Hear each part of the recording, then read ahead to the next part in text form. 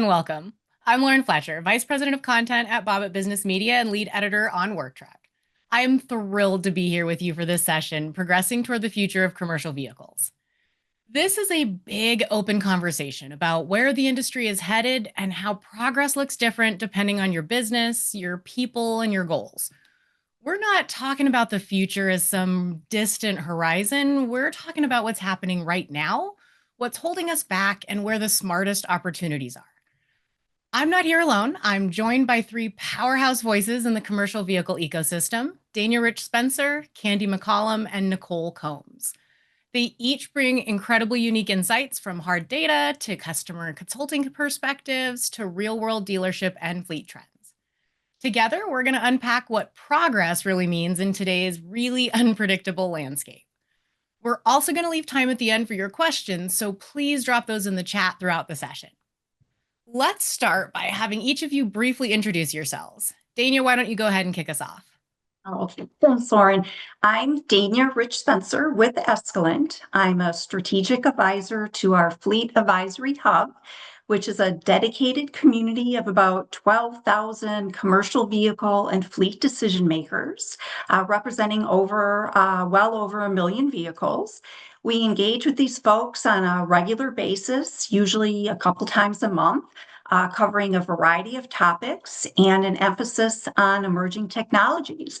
So it's great to be here, and I look forward to sharing some insights with you. Thanks. And Nicole, what about you? Hi, my name's Nicole Combs with Mitsubishi HC Capital. I'm the Director of Sales for the Southeast region, and Mitsubishi is the largest non-bank, non-captive lender in the commercial space in North America. And Candy. Hello, everyone. Candy McCollum. I'm the Business Development Manager with Convoy. It's the industry's leading commercial vehicle marketplace, where we try to connect the end user with work-ready and available inventory. And I just want to say that being in this space and the business development space, these panels are always so fun. You guys are a great group. And I think that it's such a nice tool to have for people out there that's in the space, because I think that that's where all the breakthroughs happen in the commercial vehicle space, is when we share our knowledge, our expertise. So I'm looking forward to having this very interesting conversation around what progress looks like. I couldn't have said it better. Thank you guys all for being here. So let's get the conversation started then.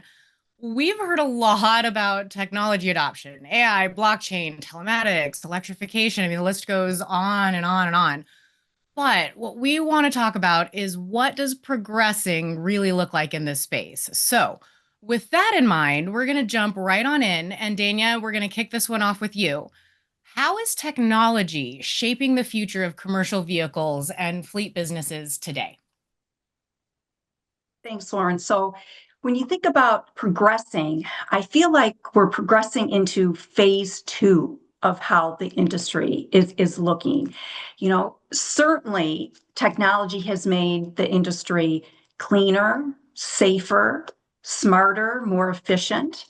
But as we see continued advancements, improvements around connectivity and the rise of connected vehicle data, these improvements will continue. But the progression and the advancements of technology has also sparked new business models. I think about, X as a service. X could be fleet as a service. It could be batteries as a service, even tires as a service. It has also prompted a shift in strategies for the OEMs, right? We are seeing more consulting or business solutions coming out of the OEMs. They're going beyond a traditional product orientation. And when you start thinking about the vehicle itself, we've all heard the term software-defined vehicle, right? I mean, vehicles are just computers on wheels today, and that software-defined vehicle has enabled partnerships throughout the ecosystem. So those partnerships, the advancements, the rise of connected data, that's just going to continue to reshape the industry and it's going to be reshaping it for the future. It's exciting too. Candy, what would you add to that? Um, Absolutely, technology is reshaping. It's at all levels, right? I mean, even in our everyday life, from the ordering Amazon deliveries to tracking your groceries, it's everywhere. I think that we see the robotics software making manufacturing more precise and inventory management smarter. The AI, big impact, right? For the commercial vehicle space, transportation is right up there with healthcare and finance in terms of how much things are changing and being more predictive. Transportation and commercial vehicles with self-driving and with EV sustainability, think about the energy management. Um, there's just, and like Dania said, it's not just changing vehicles, it's changing business models. And maybe it's not new models, it's how you are moving forward with, because if your customers are using technology in their everyday business, they're adapting it in their vehicles, then you're probably going to have to make changes to talk to them. They're going to have different expectations. So I think the bottom line is the technology shifted us to be smarter, cost effective. It's just empowering growth through real world insights. And I think we've seen probably shifts in inventory demand based on as data starts telling the story. That's a really good point. Nicole, what are your thoughts on that?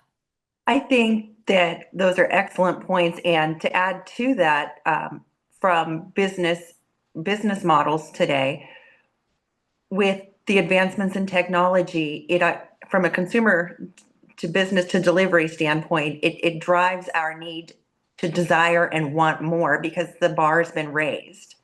So, years ago, you could order something online and it shows up in a couple of days, but now you can see in real time where it is because of tracking technology. You can see that, oh, it's on a plane, it hasn't come to port yet. Like the amount of information that's being transmitted in real time on particular loads, technology is making freight safer for tracking loads, for theft prevention.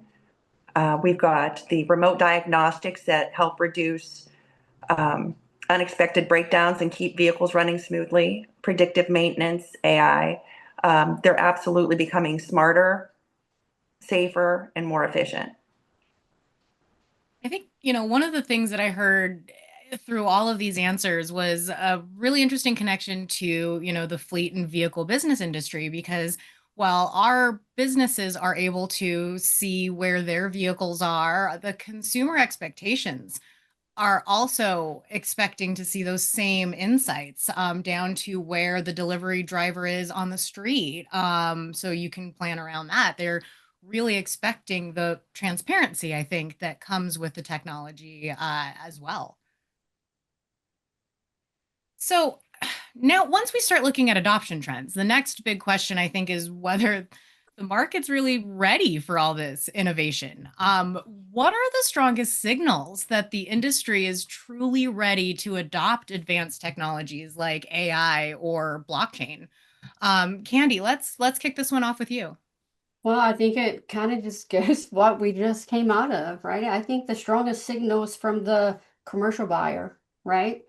And their customers, and actually just everyone that's on this all virtual summit, right? It's just been part of who we are. And it has been that expectation, right? That's, where my office sit, I can see the front door. So it's like I can hear a ding from my phone when I see the delivery guy leave, to go down the sidewalk. And we do have those expectations. And I think that the buyer in the market today, the buy power, I do think that that is the strongest signal because they are committed to, making technology work for their business, for their people, for their vehicles. They're digital natives. They're accustomed to those seamless interactions and the availability of data, and they have those expected digital first experiences. So I think that we'll see this natural move with those leaders as they start to leverage the blockchain, right, for the secure, transparent maintenance records, and how they can take that and reduce, I don't know, admin overhead, and how that drives operational efficiencies. I think that they'll be the ones to use the technology as a catalyst. Nicole, what would you add? I think that we are seeing some strong signals through various pilot programs or collaborations like TradeLens. That's a partnership between Maersk and IBM to develop a shared blockchain solution. But to achieve widespread adoption, challenges like technical complexity, compatibility, costs, and legal considerations all have to be addressed. So that makes a lot of sense. Dania, what would you add on that? We've actually done a lot of research around these advanced technologies. You specifically asking about AI and blockchain. We're actually in our 6th year conducting our Fleet Technology Index study, which Catherine shared a little bit about that in the keynote first thing this morning. So we've been conducting research among our Fleet Advisory Hub members since 2020. So it was a long time ago, around 4 core and 4 emerging technologies. So the 4 core technologies being telematics, data analytics, autonomous vehicles, and then BEV. And then our emerging technologies being AI, blockchain, drones, mobility services, or shared assets.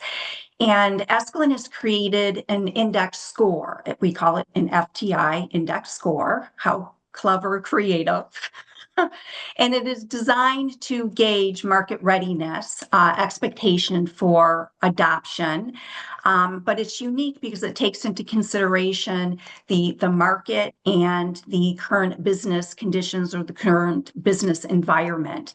And we've seen the FTI score for AI soar since 2020, almost tripled just year over year from 25 to 24. There's been an increase in that score of 60%.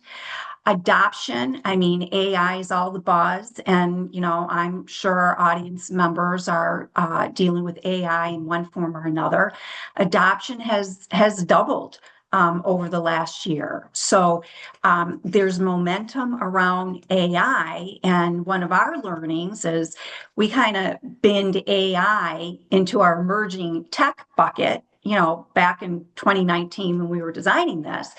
But really, AI is performing more like a core technology like telematics or data analytics, and autonomous vehicles. That, again, back when we designed the study 6 years ago, autonomous vehicle was all the rage, right? And so we bin that into our core technology. But there's been a softening around AV, and that's kind of behaving more like an emerging. Blockchain is really interesting. I remember going to a conference, this was before COVID, and everybody at the conference was talking about blockchain and how blockchain was going to save the world and all of that. And then it kind of died out, and now we're starting to talk about it again.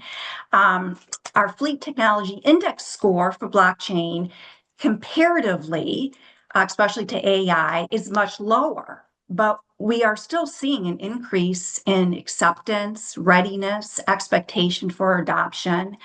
That score has almost doubled since 2020, the first year. And we saw about a 40% increase last year, just year over year, in blockchain. The other thing that we saw with blockchain is the adoption rate and the expectation for adoption really varies by fleet size. So those larger fleets, running hundreds or thousands of vehicles, they're getting on board with blockchain. There's a lot of advantages to blockchain, but it's in its infancy. So we're seeing there's some momentum building around these advanced technologies, and they're only going to continue to get better. So it's fun to watch. So readiness is one thing and execution is clearly another. let's start talking about what's actually starting to get in the way. Nicole, I think this actually adds really well onto what you were commenting on the last one. What's holding back widespread adoption? Is it capital investment, cultural mindset, lack of proven ROI, or something else completely? I think the long answer short is it's a combination of all of those factors. There's the initial high cost for the infrastructure, training, and integration. And some pilot programs cost thousands to millions before even showing benefits. Companies are cautious because of the long-term ROI haven't really been proven at scale yet. There's always the cultural resistance to change and technical challenges like platform integration and uncertain regulations that make it more difficult to turn full adoption into a complex process. That makes a lot of sense too with what we were talking about just a little bit ago about the larger fleets being more likely to adopt some of these things. They've got the staff, they've got the time, and likely are able to make some of those investments potentially a little bit more. Dania, what would you add on that? So what we're hearing from our Fleet Advisory Hub members is certainly they recognize there are certain situations where technology works best. So, if you think about electric vehicles, that's not going to be conducive to all use cases. And there's still a fair amount of our Fleet Advisory Hub members that feel that it's not right for their business. It's only good in certain situations, and their business are not aligned with that. And there's also a fair amount of folks that are not convinced the reliability, right? It's like still needs to be proven. That prove it sentiment is reducing year over year, but there's still a fair number of people who feel that it needs to be vetted, some of these technologies, and it needs to be proven. So what does that really mean? It's really use case driven, right? Technology needs to be aligned to your business, and depending on use case, some businesses are going to be adopting sooner and faster than others. And it comes down to proof points. The technology needs to be reliable. I think of, all electric, that the performance of all electric is affected by all kinds of factors.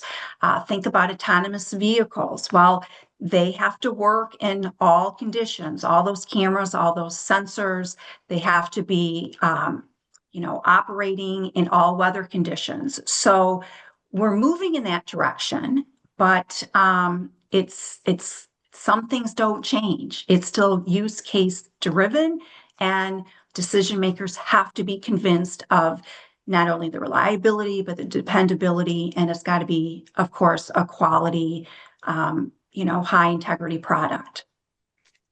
We were talking right before this phone call about my recent trip to Phoenix and the rainstorm that had happened. And I know there were some autonomous vehicles that did have to suspend their ability to drive due to the rain and the sensors and safety. So there is still some growth, I think, that has to happen with that. Candy, what about you? What would you have to add? Well, let's be honest, commercial vehicles in our space haven't always been the quickest to adopt tech, right? But things like the software-defined vehicles, real-time monitoring, predictive maintenance are finally catching on, but it is business, right? So the need to see the ROI is real. I mean, there's no substitute for profit. People have to make profit. So the resistance is real for business owners, supervisors, even manufacturers, right? It's training, it's ongoing change management, and those things are critical. And also there's like a skills gap, a data complexity. So you're managing new tech, and handling data isn't easy. So it's a challenge that we need to address as an industry. And I think that along with the price and affordability, but I think that overcoming these obstacles will require industry-wide collaboration. With targeted education and leadership that champions innovations from the top down when we are sharing, when there are real ROIs. We've been talking a lot about technology. I think you can't really talk about the future without having that be a big part of it. But it's not just about technology, it is about how the ecosystem itself is changing over time. OEMs, dealers, upfitters, and consultants, I think, are all really playing new roles in this more data driven world. So let's zoom out and talk about the bigger picture for a moment. Who's really driving this evolution? Are commercial vehicle customers driving the push toward more connected technology, or are the providers really leading it? Candy, I'd love to throw this one back to you to start. Sure. Well, I think that it's kind of a dynamic interplay, right, between customer demand and then innovation from providers. The commercial customers, I mean, they're increasingly looking for solutions so they can be efficient, safe and compliant. And that all kind of drives the advanced connectivity. And then the manufacturers or providers, they're the one who gives it the big push. They're the ones that's in it for the, you know, some assumptions, right? But they're doing the research and the developing and introducing new tools and platforms and hope that, or sometimes it's just even not anticipating, but being able to show what they can do with already their existing data. So in many cases, as the providers, they lead the initial push and go back to the customer, feedback from the customer, adjustments made. So I think it's a constant interplay between the two. And Nicole, what about you? I think it's a combination of both, but I love the Steve Jobs quote that people don't know what they want until you show it to them. I think that this reflects that customers can't always articulate or predict their future needs, but the providers should always be focused on innovation and development of new technologies that are going to meet the evolving demands and allow fleets and businesses to stay competitive. Because at the provider level, they have a much wider lens than an individual singular business. So they're having access to all of this data and can make improvements and innovation based on, you know, a larger collective than one unique location. So That's a great point. Dania, what about you? What would you have to add? I totally agree with Nicole and Candy. Certainly, the needs of fleets will drive innovation. You know, I think about telematics, and fleets certainly have a need to understand vehicle health diagnostics, and they need to track vehicles, and they need to be in compliance. And you know, you think about route optimization and telematics, connected vehicle technology enables fleets needs to be met. So certainly consumer needs, fleet needs are going to be driving innovation. But I think what we've all experienced over the last, I don't know, decade or so is a push on some of this technology, you know, specifically full electric over the last several years that for some fleets like commercial van last mile delivery, or if you're getting into, you know, drones or autonomous vehicles and you have a last mile delivery fleet, that technology works very well. But that might be the exception when you think about the size and breadth of the industry. So it is a little bit of both, as Candy and Nicole mentioned as well.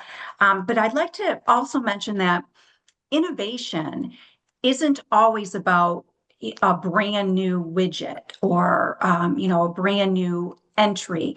A lot of times innovation just comes from refinement, enhancement, improvement. So just finding a better way to engineer something, something along those lines. So to both Candy and Nicole's point, it comes from collaboration. It comes from those engineers coming out of their engineering bubble and talking to consumers and talking to fleets. And again, it doesn't have to be the next new game-changing widget. It can be an improvement of what we already have. And that's true innovation as well. I love it. And to keep things moving a little bit, I'm going to go ahead and so you guys know, move forward onto one more question because I think we've kind of covered the next one I was going to be getting into. So when we talk about evolving business models, partnerships keep popping up, not as a bonus, but as a requirement. Nicole, do you see partnerships between OEMs, tech providers, consultants becoming kind of table stakes in the future as we start to look ahead? Well, it's interesting because you mentioned the future, but I feel like it's already table stakes now. It's not just something for the future. Partnerships between OEMs and tech providers and consultants, they've really become essential for success. It allows companies to access the latest technologies, simplify regulatory compliances, share costs and risk, and create more integrated solutions to expand into new markets. I think moving forward, these collaborations will absolutely have to remain critical to stay competitive for ongoing innovation. Makes a lot of sense. Dania, what about you? Again, I think Nicole nailed it. I think in many cases, partnerships throughout the ecosystem, and again, in this industry, the ecosystem's really pretty big, right? And I think partnerships, in many cases, have become the default. And I think about the legacy OEMs and Tesla and how Ford and GM and Mercedes and Volvo partnered with Tesla to allow their customers access to the Tesla charging network. That was a true partnership that was good for the industry, right?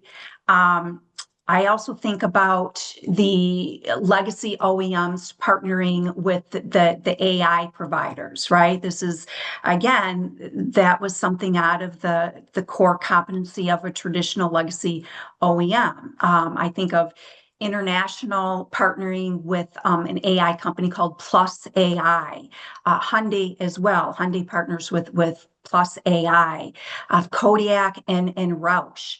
So you're seeing partnerships which are synergistic. You know, each partner, each party is benefiting from this partnership, and then the end user, the consumer, the fleet is ultimately benefiting from it. And just real briefly, I think because I think it's just a really interesting and a really win-win situation is the partnership between GM and Hyundai to co-develop a electric commercial van and to have, you know, two really strong OEMs come together to produce something that is moving into the future in the commercial van segment. It is a benefit to both of them. They can save costs, they can accelerate development time, and then of course the fleet is the ultimate winner. So, you know, years ago, I've been doing this for a lot of years, just like, wow, you know, GM and Hyundai, they're gonna like do something together, okay, but it's different. The future's here, and it's an exciting time, and partnerships are, I think, definitely here to stay. Good add on to Nicole's it's happening now. Candy, what about you? I think excellent answers. Not really a lot to cover, but it is the foundation for sustainable growth and resilience. Whoever can learn the fastest, right? Learn, make adjustments, learn, make adjustments. And I don't think that in such an evolving market and the speed of technology, I don't think that no single player can address the complexities alone.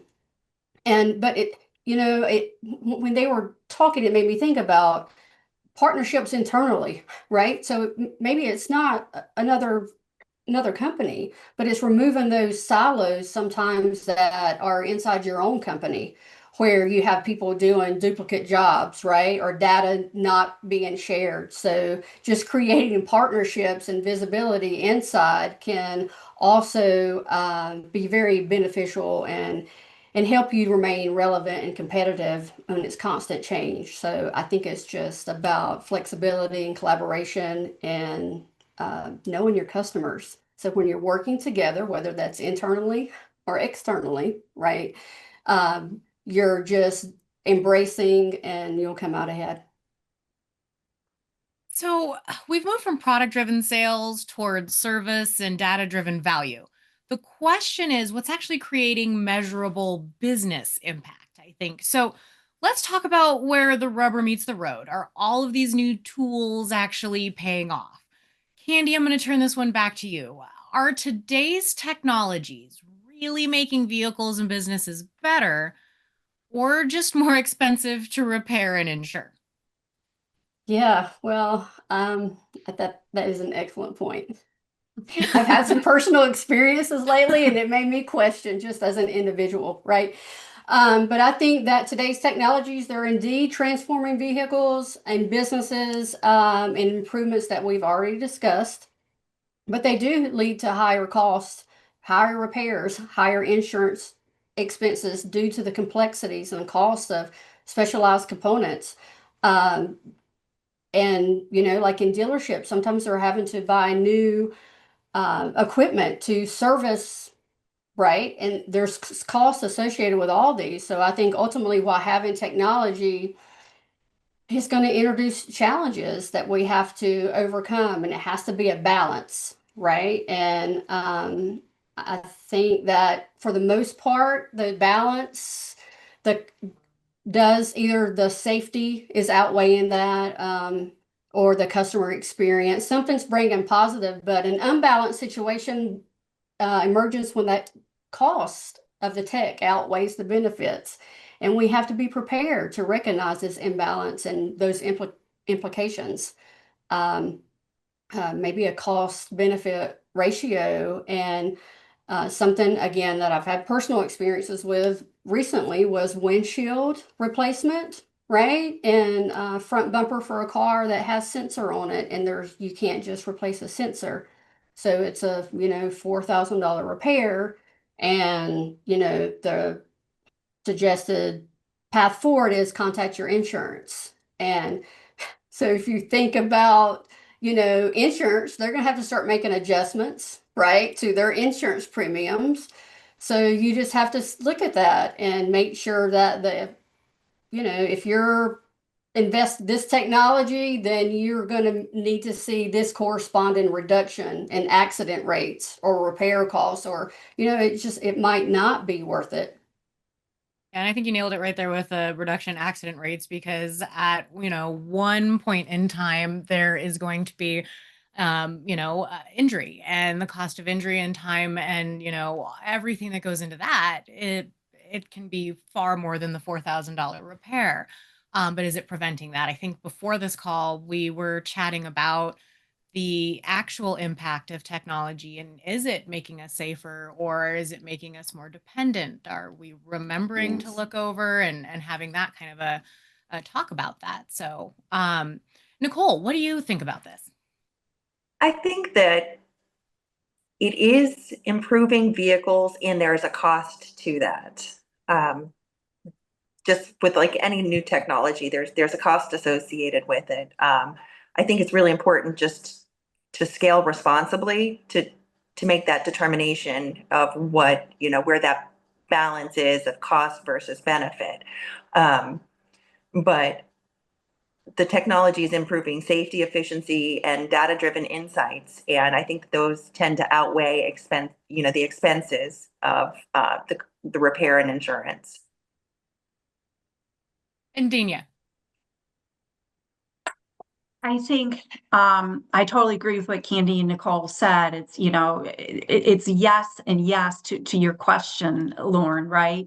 But it takes me back to this. I think is a good example of why, decision makers in the fleet business are a little bit hesitant to a certain extent around this advanced technology and getting on board, perhaps prematurely, because again, they want it to be proven. They want to be confident in the reliability and dependability, because sometimes advanced technology, they're still working the bugs out, And then what's the implication of that to the fleet? That means downtime for the fleet, whether it is in the shop to try to figure out how to repair it, whether it's in the shop due to an accident. It's downtime, which obviously is costing the fleet money.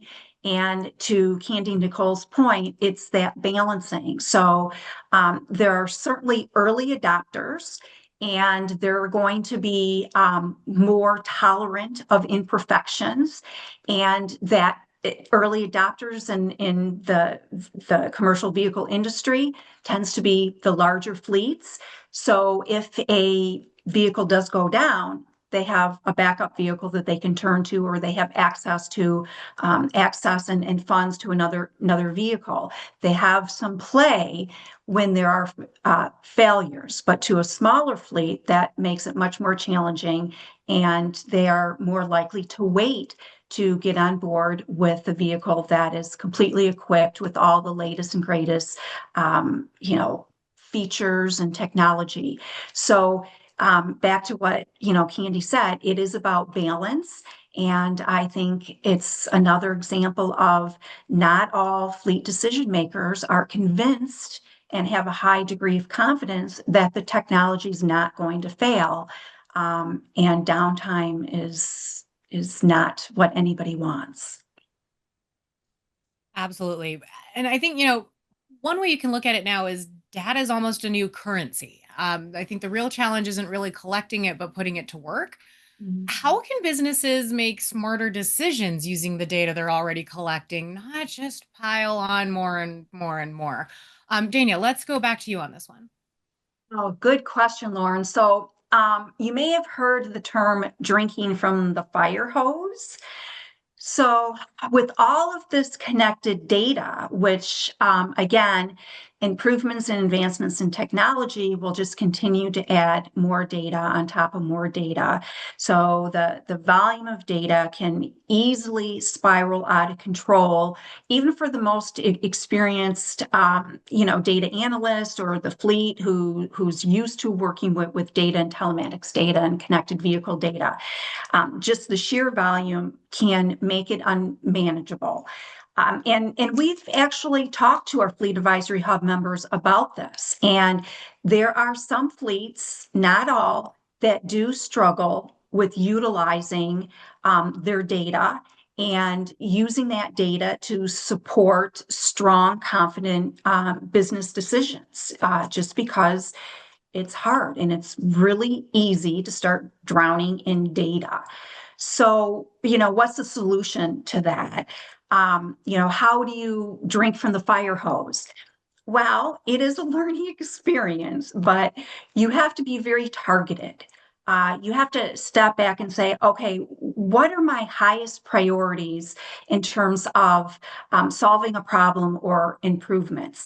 Maybe you want to reduce your maintenance cost. Maybe you need to do a little better job around driver compliance in terms of speeding or seatbelt usage, or route optimization. Pick your KPI.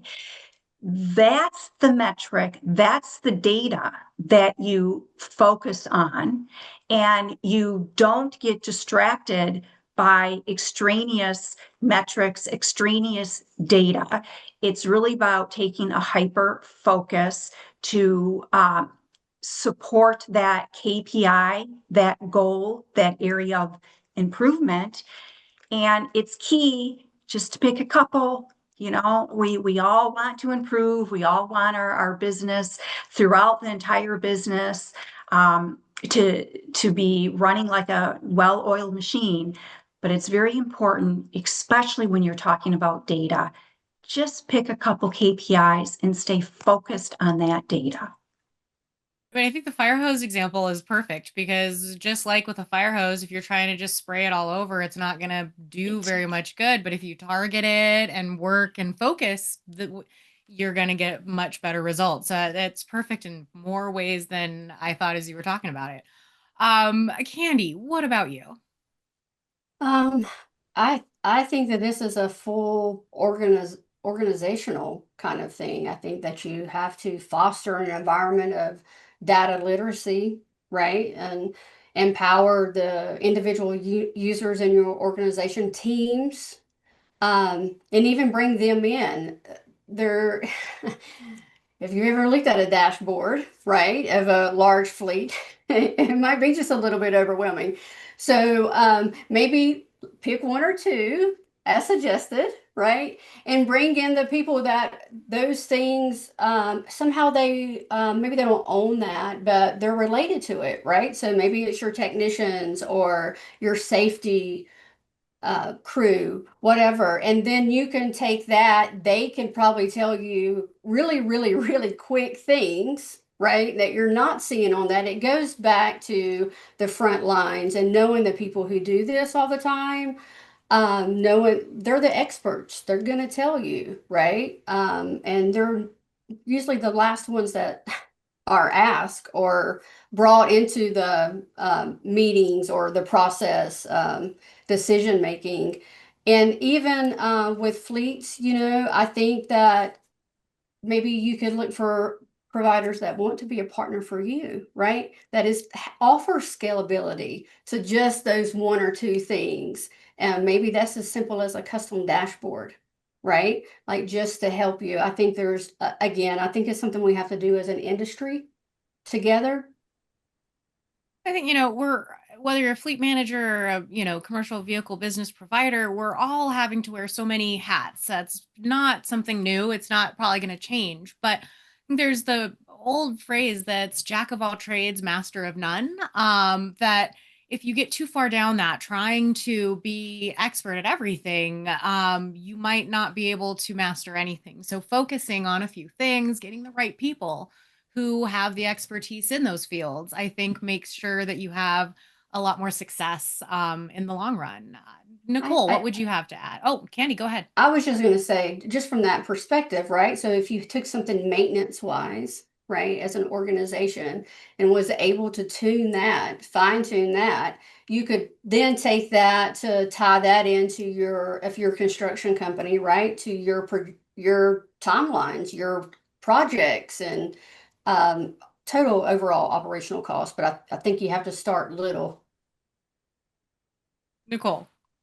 I like how Candy worded it, data literacy, and I think that that's really critical to touch on because we have so many different ages and tech capabilities and understanding in the workforce right now to where there's more data available than ever.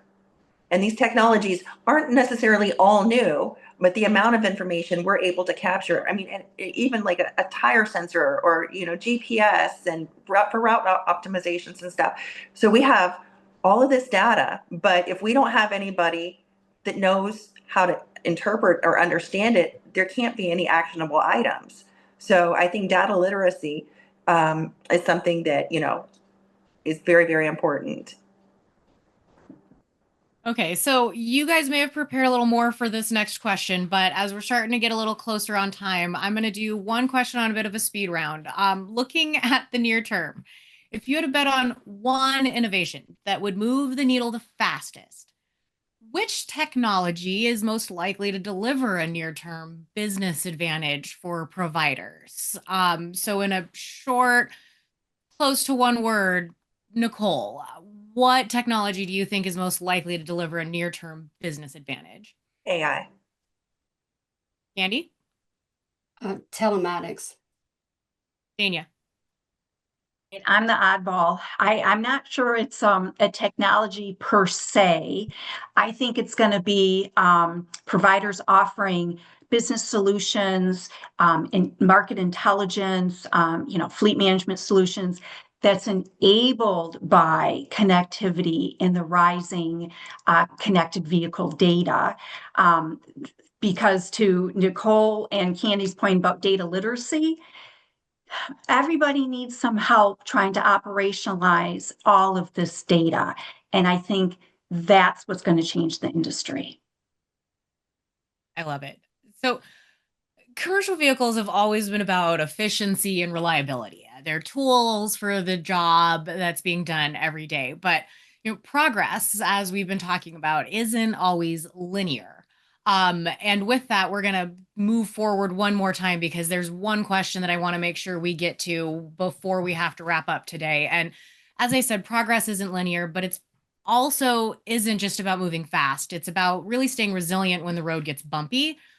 How should leaders in business today think about progress when sometimes it means one step forward and maybe two or more steps back? Dania, let's go to you on this one. Yeah, absolutely. Progress is never linear, but the two-step back, that should be viewed not as a failure, but an invaluable learning. And if you're not taking, if you're not going at least one step back, then you're probably not taking a great enough risk to really reap the desired benefits. So, sometimes you have to go back to go front, and going back should not be viewed as a failure. Nicole, what do you think about this one? I agree. Sometimes taking small steps back give you an opportunity to reassess your strategies, strengthen approach, and stay resilient and steady for the long term and help you build a more solid and sustainable foundation for long-term success. I absolutely don't think a delay is a denial. And Candy. I think everything they said, right? You analyze what went wrong, you seek feedback from customers, staff, you iterate on solutions, reframe your setbacks. That's part of a growth to maintain the momentum, right? A lot of this is mindset. A lot of it is mindset. So just, keep the momentum and, build the resilience by embracing calculated risk, fostering that continuous improvement. Okay, so getting back to the subject at hand a little bit more, we're going to look ahead, back towards the future, because as weird as this is to say, 2030 isn't that far away. I kept writing that and looking at it going, oh, it can't be. But what advice would you give a business leader today to stay competitive in 2030, in 5 years from now? Let's start with Nicole. It does sound weird that it's, not that far away because in my head, the 80s is, 20 years ago. But I think to stay competitive, we're just going to have to constantly recreate, reinvent, innovate, and find ways of servicing and delivering products to customers more efficiently, more cost effectively, and invest in technologies. Candy, what would you add to that? Stay close to your customers. Stay close to your customers, very close to your customers, and put your people first, right? Invest in their growth and their well-being to create that resilience, that momentum. People always first. People take care of your business. And I think that empowers teams, right, to drive innovation, enhances engagement, and it just improves overall, I think, every aspect of our space. I like the word empowering. I think that is something that the more we can do, and empower our teams to make those right decisions and to communicate their thoughts, especially as the generational shift is starting to happen. I think it's one of my favorite things that Dania has said in the years we've been having these conversations, and it's the concept of reverse mentorship, the learning from those that are younger than you, as well as those who've been doing this for a while, and making sure that their voices are heard, because it all matters and it can make a really big impact. There might be some things you don't think about as we've been doing things as, the status quo or how it's always been done. Dania, actually, with that, let's throw that one to you. What advice would you give a business leader today? Yeah, so 2030 is not very far off, but I think what we all know and realize about this industry is that it is very resilient. And we saw that in our Fleet Technology Index study, because that went through the COVID years, as I refer to it, the COVID years. And we saw during kind of the peak of COVID that there was just kind of this downturn in these scores, because although the folks were looking to the future and they were open to this technology, the business environment, the market environment was not conducive for investment. But what we saw was these fleet decision makers were looking ahead. They were still shopping. They were still gathering information. They were still doing a cost benefit analysis, right? They didn't stop looking to the future. So, my advice would be never stop looking to the future. You always have to be preparing. You need to be looking at things through the lens of what is right for your business, your use cases. Focus on the things that you have control over, because there's a whole lot of stuff out there that we don't have control over. And I know that it's hard, but try not to get sucked into the next shiny object. I don't know if AI is the next shiny object or not, but it's easy to get sucked into that. So try to resist that urge. And as I've said before, fail fast. Experiment, try different things, but get in, get out, and fail fast.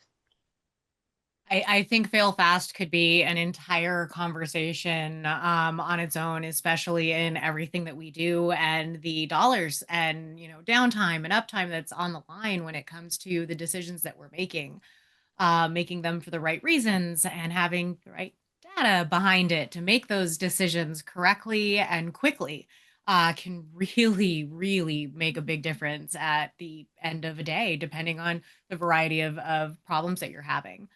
Um, you know, the industry has been resilient and innovative even through uncertainty, and clearly today is no different. I am so grateful for being able to have a conversation with the three of you once again and for your insights. I think what's really standing out for me today is that progress, like fleet and commercial business, is definitely not one size fits all.